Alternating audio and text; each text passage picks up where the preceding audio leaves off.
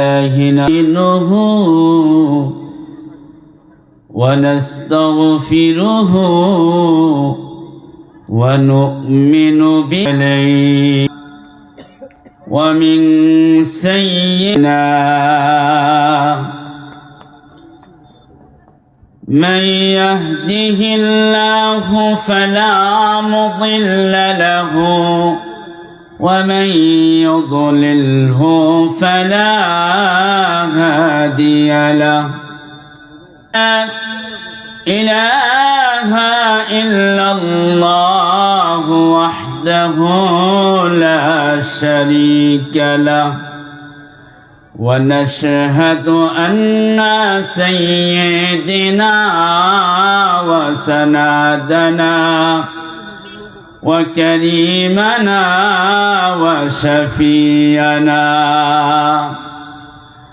وحبيبنا ومولاده ورسوله أرسله بالحق بشيرا ونذيرا وداعيا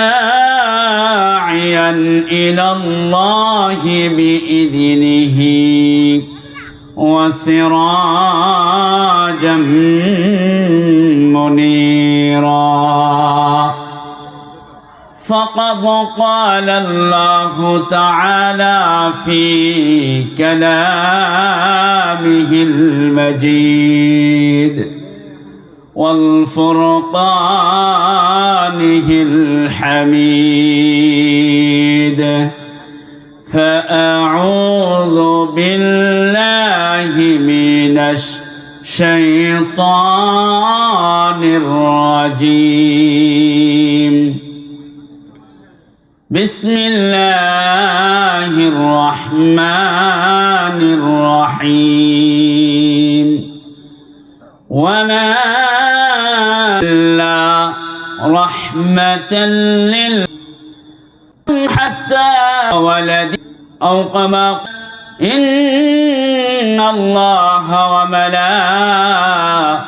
وملائكته يصلون على النبي يا أيها الذين آمنوا صلوا عليه وسلموا تسليما সকলেই মহব্বতের সাথে দিল থেকে এবং জবানে পড়ি আল্লাহুম্মা সাল্লি আলা মুহাম্মাদিন ওয়া আলা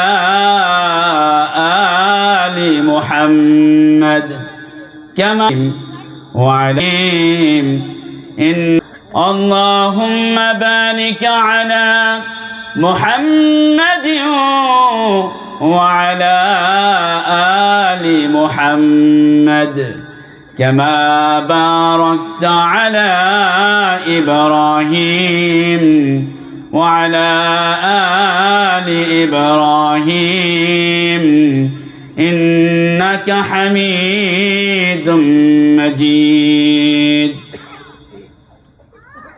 وفل नहीं है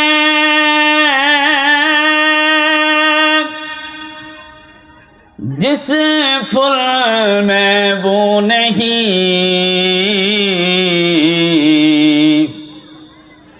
वो फूल नहीं है जिस फूल में वो नहीं ओ दिल नहीं है जिस दिल में अल्लाह नहीं बलगल उला बिकमाल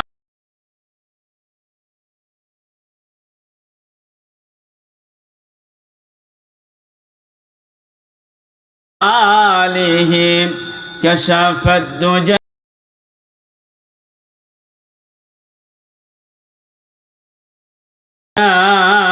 بجماله حسنت جميع خصاله صلوا عليه وآله الله الله কি যে মধুর নাম। জোরে বলেন আল্লাহর নাম কি মধুর না? আরো জোরে বলেন, সকলেই পড়েন আল্লাহ আল্লাহ কি যে মধুর নাম। ধরার তামাম হীরা পান্নায় সোনা দানায় মণি মুক্তায় হয় না যে তার দাম। আল্লাহ আল্লাহ কি যে মধুর নাম। লা ইলাহা, সবাই জবান খুলেন, লা ইলাহা ইল্লাল্লাহ। আসমানে আল্লাহ, আসমানে আল্লাহ আল্লাহ কবে রে আল্লাহ। লা ইলাহা ইল্লাল্লাহ লা ইলাহা, সবাই সবাই লা ইলাহা লা ইলাহা। ভাইজান বহু দূরে মদিনায়, সবাই পড়েন না, বহু দূরে মদিনায় আমি কেমনে যাব জানি না। দয়ার আল্লাহ দয়া কর, দয়ার আল্লাহ দয়া কর, ফুরাও মনের বাসনা। লা ইলাহা, সবাই লা ইলাহা, মেলা লোকগুলা রাস্তা, লা ইলাহা। যারা এদিক সেদিক ঘোরাফেরা করতেছেন, যারা মেলা খেলা করছে, আমি একটি মাহফিলের সওয়াব থেকে আপনারা বঞ্চিত হবেন না। আল্লাহ এই মাহফিলের উসিলা করে জোরে বলেন ঠিক না বেটা? সবাই লা ইলাহা লা ইলাহা লা ইলাহা ইল্লাল্লাহ রাসূলুল্লাহ সাল্লাল্লাহু আলাইহি ওয়াসাল্লাম। অধ্যকার নূরে মদিনা জামে মসজিদের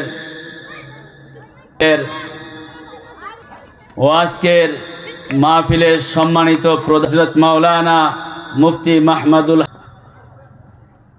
মহান আল্লাহ পাক রব্বিয়া, যে আল্লাহ পাক রব্বুল আলামিন আপনাদেরকে এবং আমাকে ভালোবেসে রব্বুল আলামিন জালিসুর রহমান জান্নাতের বাগানে সে খুশি করে নেই, সকলেই শুকর আদায় করে সকলেই না। মানুষ মাহফিলে আসার পরে ঠিক না বেঠিক, শামুক নদীর ভিতরে থাকে, ধোয়া থাকে, মানুষের যখন হাত পড়ে তখন ওই শামুকের মুখটা বন্ধ হয়ে যায়। জোরে বলেন ঠিক না বেঠিক? তো ওই শামুকের মুখটা খোলা অনেক কঠিন হয়ে যায়। জোরে বলেন ঠিক না বেঠিক? খোলা মানুষের জন্য আগে অনেকের সাম উচ্চারণ করলে মানুষের জবানটা এরকম বন্ধ না বেঠিক? তো এই মানুষগুলো যদি মৃত্যুর সময় মানুষ, হাজার মানুষও যদি তার পাশে বলে যে সবাই পড়েন, আমার সাথে পড়েন, কালিমা পড়েন, লা ইলাহা পড়েন, যদি এইরকম বলতে থাকে, বলেন এই মানুষের জবান দিয়া এই কালিমা বের হওয়া সম্ভব না অসম্ভব? অসম্ভব। কারণ এই ব্যক্তি তো কোনোদিন এই কালিমা উচ্চারণ করতে চায় নাই, ইচ্ছা করে নাই। জোরে বলেন ঠিক না বেঠিক? আর আল্লাহ আলহামদুলিল্লাহ তাসবিহ জিকির করে নাই, জিকির করছে কিন্তু জবান বন্ধ করে রাখছে। দিনে মসজিদে যায়, হুজুরে আলোচনা করে, কিছু কিছু মানুষ সুযোগ পায় ওই জায়গায় লাগে দিনে যায় নাই। ঠিক না বেঠিক? জবান বন্ধ। মসজিদের ভিতরে হুজুর বয়ান করে, মাঝে মধ্যে হুজুর চিল্লান দিয়ে ওঠে, নামাজ পড়তে যায়, তো উনি মনে মনে ভাবে যে সুযোগ, তো এই সুযোগে আমি একটু ঘুমায় নেই। কথা বুঝতে পারছেন আমার? বুঝেন নাই? অনেকে মানুষে খেতে খামারে কাজ করে না, কাজ করে যায় মসজিদের ভিতরে বয়ানের সময় খুতবার সময় ঘুমায়, আছে না নাই? এই ঘুমাইতেছে, এমন অবস্থায় ঘুমাইতে ঘুমাইতে তার মুখের 2 সাইড দিয়ে লালা বের হয়ে গেছে। তো হঠাৎ করে হুজুর চিল্লেন দিয়ে বলছে, বয়ানের মাঝখানে বলছে, জোরে বলেন ঠিক না ঠিক? তো এরকম যখন আগে পরে কিছু শুনে না, উনি তো ঘুমাইতেছে। তো এই অবস্থায় উনি যখন চিল্লান দিচ্ছে হুজুরে, তখন চিল্লান শুই না উনি নিজে তাল তুল কিছু আড়াই বলছে, মাঝখান থেকে উনি বুঝছে যে হুজুর বলছেন ঠিক না ঠিক, এইটুক তো শুনছে নাকি, ঘুমি থেকে জাগ্রত হয়ে গেছে, এই কথাটা ওনার কানে গেছে ঠিক না ঠিক। তো উনি বলতেছে এটা না ঠিক ঠিক ঠিক, মানে এক হাত দিয়ে উনি মুখের লালা বন্ধ করতেছে, মুসাই করতেছে, আর জবান দিয়ে ঠিক ঠিক করতেছে। এরকম মুসল্লি আছে না নাই? জোরে বলেন, আরো জোরে বলেন, আছে না নাই? তো এই জন্য মাহফিলের ভিতরে আমি আপনাদের সামনে আলোচনা করব। আমি আপনাদের সামনে বলি, আমি জুমার দিনও আলোচনা করি, আমি বলি যে যদি আপনারা আমার সাথে কথা না বলেন আমি আলোচনা করতে পারবো না। কথা বুঝতে পারছেন? বুঝলেন কি বুঝলেন না এটাও তো আমার জানার দরকার আছে, ঠিক না ভাই? ঠিক। আমি আলোচনা করব, আমি আপনাদেরকে বোঝাবো, আপনারা বুঝে নেবেন, আমি আপনাদেরকে বুঝাই দেব, ঠিক না ভাই? ঠিক। আমি আলোচনা শুধু 1 ঘন্টা পরে করেই গেলাম আর আপনারা শুনেই গেলেন, বুঝলেন না বুঝলেন, মাঝে হয় না হয়। এই ধান বিভিন্ন কিছু ঘোড়ার গাড়িতে উঠাইতো, তো আমরা ছোট সময় বলতাম ঘোড়া ঘোড়া মিঠাই চোরা তোমার মিঠাই খাই কেনা, এরকম শুনতাম। আপনারা শুনছেন কোনো সময়? বলছেন কোনো সময়? তো এরকম আমরা বলতাম ছোট সময়। তো এরকম যেন না হয়, হুজুর বয়ান করতেছে, উনি চোখ বন্ধ করে বয়ান করে চলে গেছে, তো আপনারা মনে মনে বলতেছেন আপনি কইতে থাকেন আর আমরা শুনতে থাকি, ঠিক না ভাই? ঠিক। কি বলেন? এরকম যেন না হয় যে আপনি বয়ান করতে, আপনার বয়ান আমরা শুনতেছি না বুঝতেছি না, এরকম যেন না হয়। আল্লাহ পাক আমাদেরকে বোঝার তৌফিক দান করে, সকলে বলেন আমিন। আরেকটু জোরে বলেন না আমিন। তো আপনাদের সামনে আমি আল্লাহ পাক রব্বুল আলামিনের কুরআনুল কারীমের অসংখ্য আয়াতের মধ্য থেকে একটি আয়াত আপনাদের সামনে আমি তেলাওয়াত করেছি, আর রাসূল সাল্লাল্লাহু আলাইহি ওয়াসাল্লামের অসংখ্য হাদিসের মধ্য থেকে একখানা হাদিস আপনাদের সামনে পেশ করেছি। আল্লাহ পাক রব্বুল আলামিন যদি তৌফিক দান করেন, উক্ত আয়াত এবং হাদিসের উপরে কিঞ্চিত আলোকপাত করার চেষ্টা করব। আল্লাহ পাক যদি তৌফিক দান করেন, আল্লাহ পাক রব্বুল আলামিন এখন যে আলোচনা হবে এবং আলোচনা করবে আপনারা শুনবেন, প্রত্যেককে যেন এই আলোচনার উপরে আমল করার তৌফিক দান করেন, সকলে বলেন আমিন। একটু জিকির করেন লা ইলাহা ইল্লাল্লাহ, সবাই লা ইলাহা। আর একটু সামনে আসেন ভাই, একটু সামনে আসেন, সামনে আসেন। লা ইলাহা জয় লা ইলাহা, লা ইলাহা, লা ইলাহা,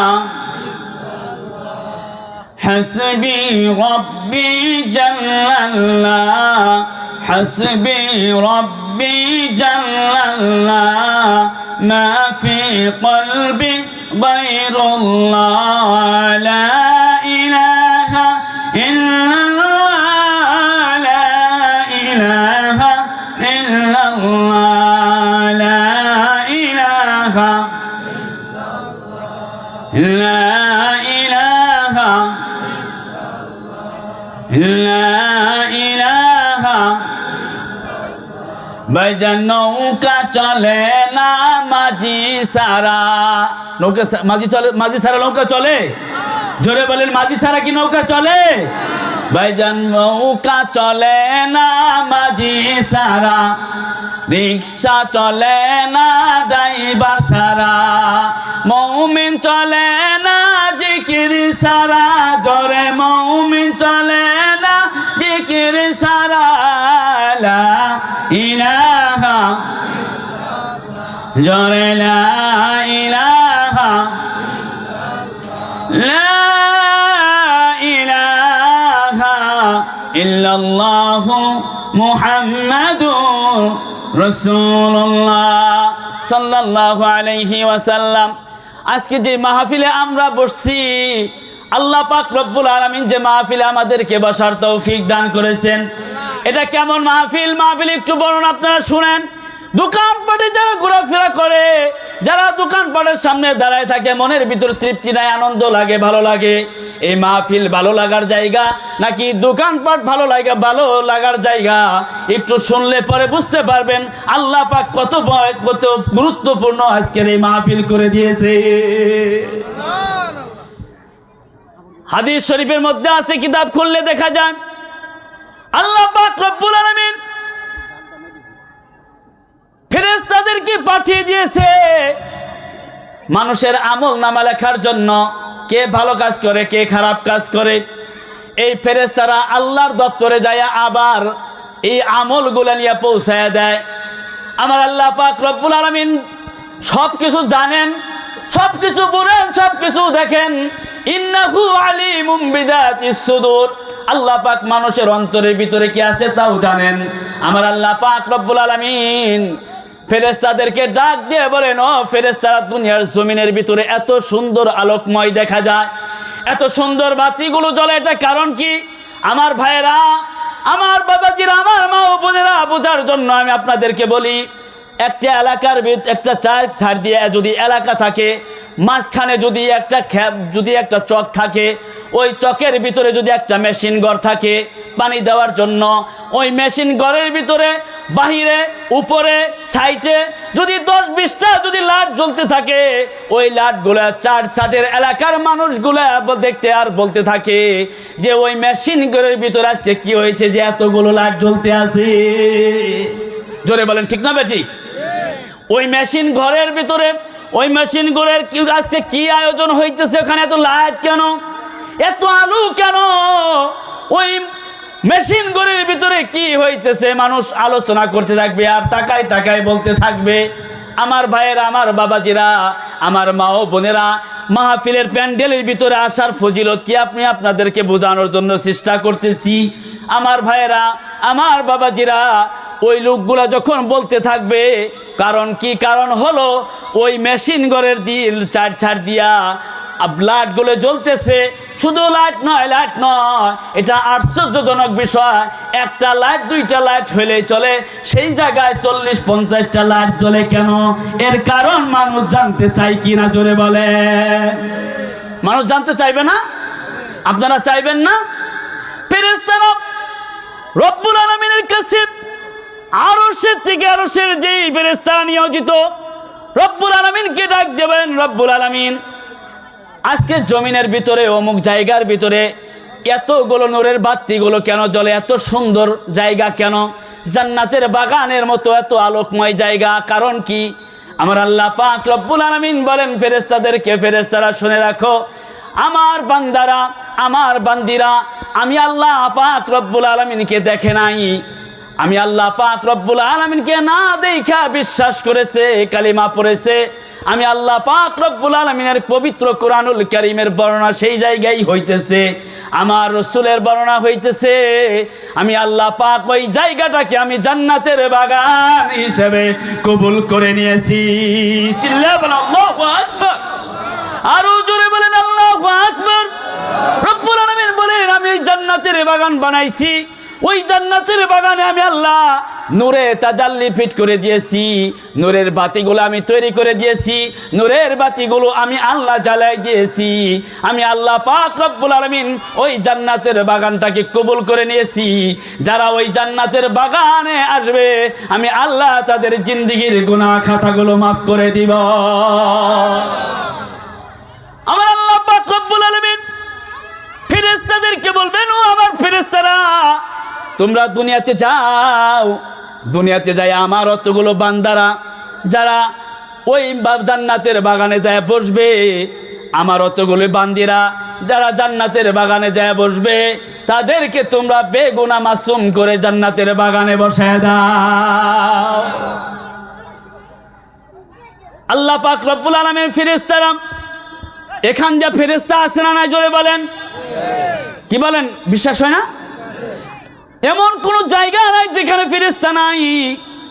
ফেরেশতারা জান্নাতের বাগানে পাশ দিয়ে দাঁড়ায় রয়েছে।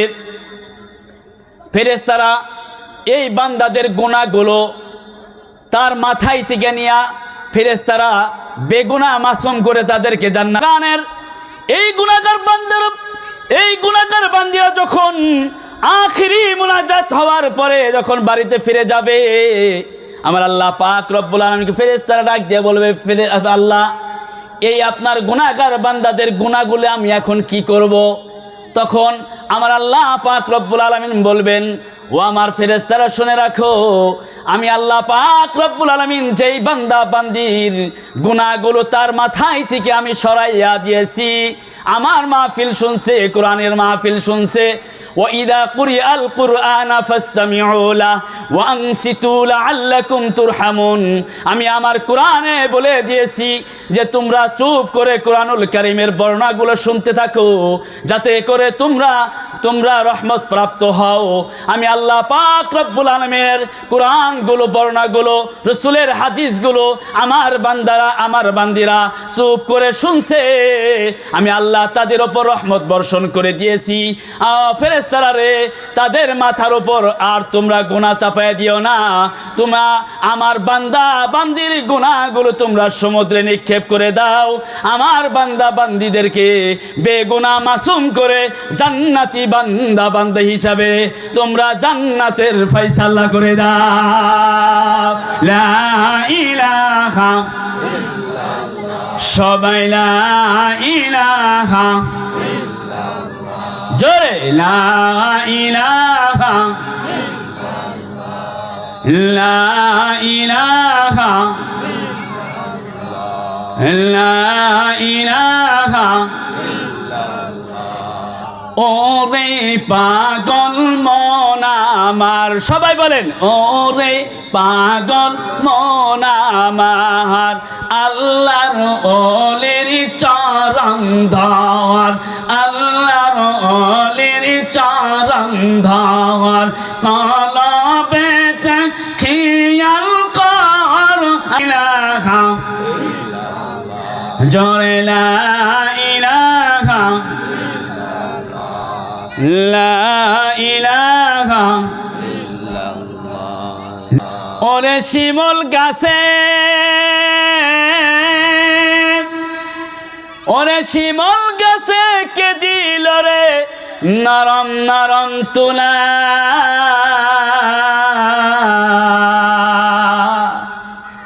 শিমুল গাছের ভিতরে আল্লাহ পাক রব্বুল আলামিন কাঁটা তৈরি করে দিছে, কি দিছে না, জোরে বলেন।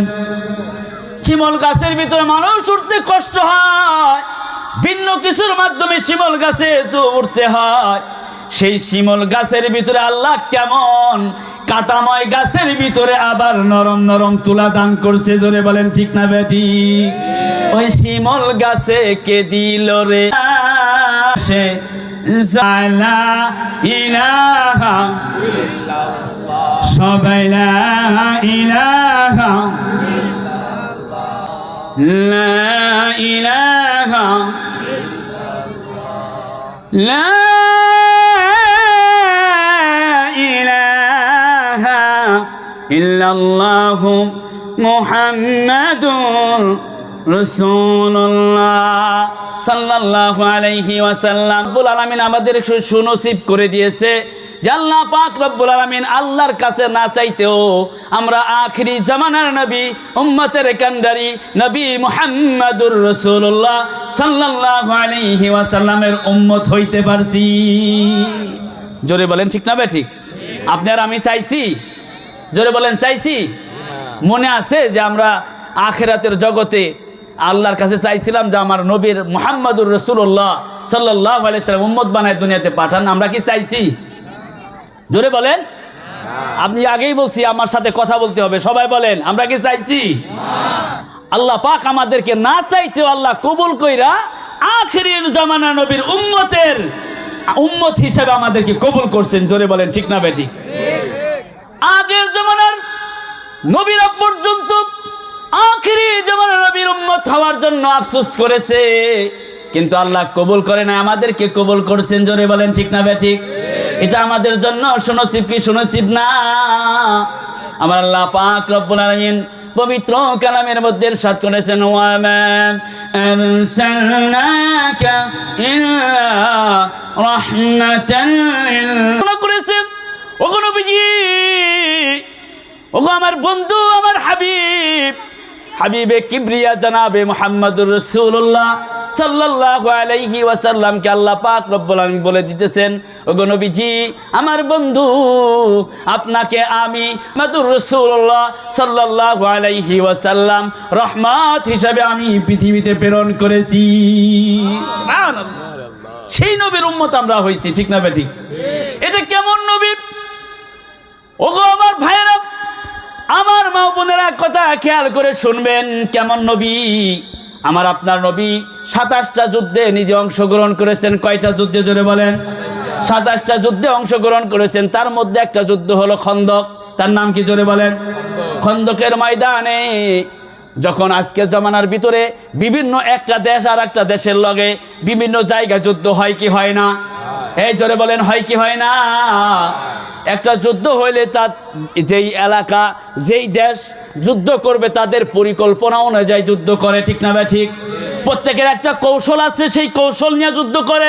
কিন্তু আপনার আমার নবী মুহাম্মদুর রাসূলুল্লাহ সাল্লাল্লাহু আলাইহি ওয়াসাল্লাম সাহাবা একরামকে নির্দেশ দিলেন, ওগো আমার সাহাবারা, তোমরা যে কাফেরদের সাথে যুদ্ধ করবা, তোমরা দয়া করে আমার কথাগুলো তোমরা শোনো, এরপরে তোমরা যুদ্ধে নিয়োজিত হয়ে যাও। সাহাবা একরাম কথাগুলো শুনতেছিলেন।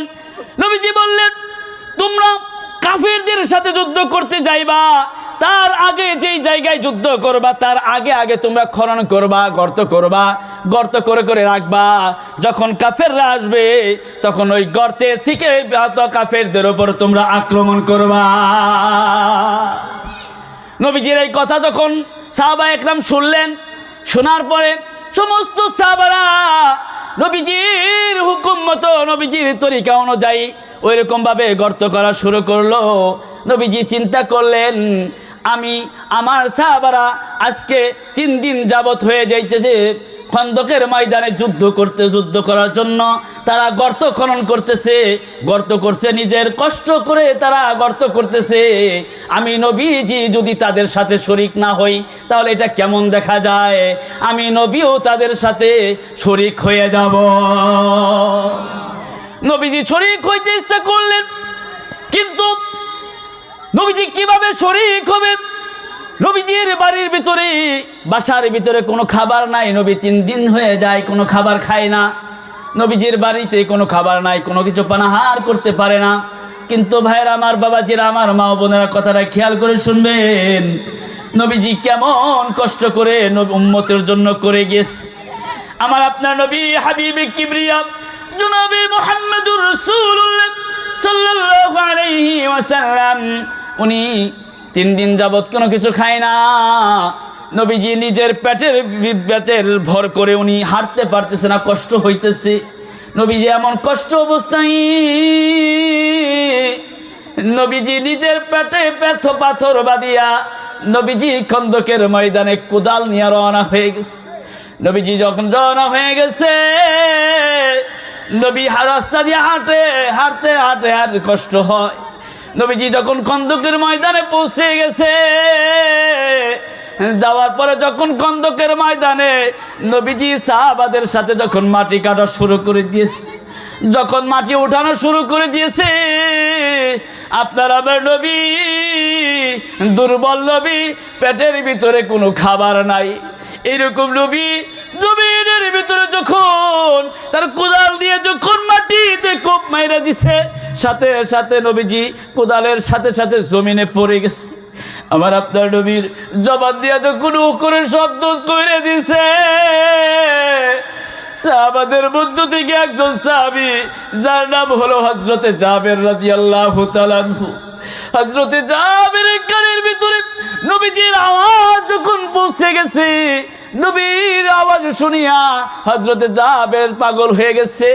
নবীর আওয়াজ শুনিয়া জাবের দৌড়াইতেছে, আর প্যারা নবী মুহাম্মদুর রাসূলুল্লাহ সাল্লাল্লাহু আলাইহি ওয়াসাল্লামের কণ্ঠ আওয়াজ হযরতে জাবের পাগলের মতো দৌড়ায়, নবী কোথায়? নবীর তারাশে তা দৌড়াইতেছে খন্দকের ময়দান দিয়ে, দেখে এক গর্তের কণার ভিতরে আমার নবী হাবিবে কিবরিয়া জনাবে মুহাম্মদুর রাসূলুল্লাহর ভিতরে কাত হয়ে পড়ে রইছে। আমার আপনার নবী যখন জমিনে কাত হয়ে পড়ে রইছে, প্রথমে হযরতে জাবের তার হাত দিয়া নবীজিকে উঠাইতে গেছেন। যখন নবীকে হাত ধরছে, নবী তারপরে উঠতে পারতেছে না, নবীজি দুর্বল হয়ে গেছে। পেটের ভিতরে জাবের যখন হাত ধরে টান দিয়েছে, উঠতে পারে না। হযরতে জাবের চিন্তা করলেন নবীজির পেটের ভিতরে ধরে, পিঠে পিঠে ধরে আমি একটু উঁচা করি। নবীজির পেটের দিক দিয়া হযরতে জাবের তার হাতটা ঢুকিয়ে দিছে। ঢুকিয়ে দেওয়ার পরে দেখে পেটের ভিতরে শক্ত। নবীজিকে ডাক দিয়ে বলে, জাবের, ইয়া রাসূলুল্লাহ, ইয়া হাবিবাল্লাহ, আপনার পেটের ভিতরে শক্ত কেন? সাধারণত মানুষের পেটের ভিতরে তো নরম হয়ে থাকে, আপনার পেটের ভিতরে শক্ত কেন ইয়া রাসূলুল্লাহ? আল্লাহ রাসূল সাল্লাল্লাহু আলাইহি ওয়াসাল্লাম ডাক দিয়ে বলে, জাবের রে, ওগো জাবের, তুমি কি জিজ্ঞাসা করলা রে জাবের? তুমি আর কাছে বলবো, তুমি কিন্তু আর কারো কাছে বইল না রে জাবের। জাবের রে, এই কথা যদি আবার সাহাবারা শুনতে পারে, তারা সহ্য করতে পারবে না রে জাবের। কিয়ামত পর্যন্ত যদি আবার কোনো উম্মতি শুনে, তারাও সহ্য করতে পারবে না। হযরত জাবের রাদিয়াল্লাহু তাআলা বলেন, ইয়া রাসূলুল্লাহ, ইয়া হাবিবাল্লাহ, দয়া করে বলবেন কি আপনার কি হয়েছে? রাসূল বলেন, ওগো জাবের, আমি 3 দিন হয়ে গেল কোনো কিছু খাই না, কোনো কিছু পানাহার করি না, বাসার মধ্যে কোনো কিছু খাবার নাই। এই জন্য আমি নবী তোমাদের সাথে তারপরও কষ্ট করে খন্দকের ময়দানে আমি উপস্থিত হয়ে গেছি। লা ইলাহা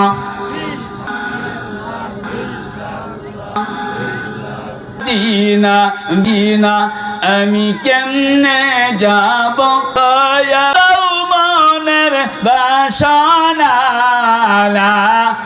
ইয়া হাবিবাল্লাহ, আমার বাড়ির ভিতরে 1 কিলো আটা আছে আর ছোট্ট একটা ছাগল আছে। ওগো নবীজি, তুমি আমাকে দাওয়াত খাওয়াইবা। আমার চিল্লা বলেন আল্লাহু আকবার, আরো জোরে বলেন আল্লাহু আকবার। ভাই যদি নবী গো আপনারই দিদার, মৌতেরই যন্ত্রণা থাকিবে না আমার।